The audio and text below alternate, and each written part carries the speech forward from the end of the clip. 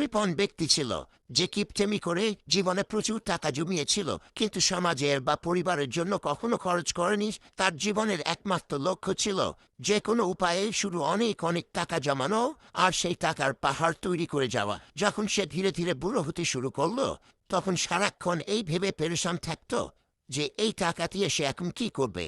এরই মধ্যে একদিন তার জীবনের শেষ সময়টা ঘনিয়ে এলো, এবং যমদূত তাকে নিয়ে যাওয়ার জন্য তার সামনে এসে হাজির হলো। তখন সেই কৃপণ লোকটি যমদূতের কাছে অনুরোধ করে বলল, দয়া করে আমাকে এই পৃথিবীতে আরেকটু সময় দিয়ে বাঁচবার।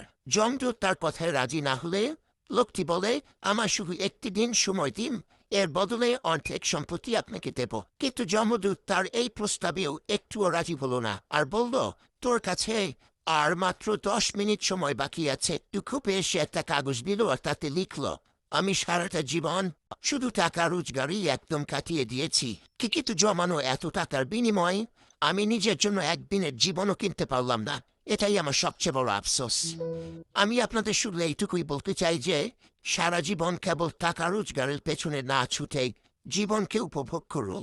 আমাদের এই জীবনটা সত্যই খুব মূল্যবান, তাই এর প্রত্যেকটা মুহূর্তকে আপনার মন খুকে পুরোপুরি উপভোগ করে বাঁচো। কারণ আমরা কেউই জানি না যে কখন আমাদের এই সুন্দর পৃথিবীটা আর মায়া ত্যাগ করে হঠাৎ করে চলে যেতে হয়। বিশ্বাস করুন, এটা শুধু একটা কাল্পনিক গল্প নয়, এটা আমাদের সমাজের অনেক মানুষের জীবনের কঠিন এক বাস্তবতা। তাই জীবনে অনেক টাকা আয় করুন, কিন্তু সেই জমানো টাকা দিয়ে নিজের জীবনকে উপভোগ করতে একদমই ভুলে যাবেন না। নিজের জন্য, আপনার প্রিয় পরিবারের জন্য, এবং আমাদের এই গোটা সমাজের মঙ্গলের জন্যেও সেই টাকা অবশ্যই খরচ করুন।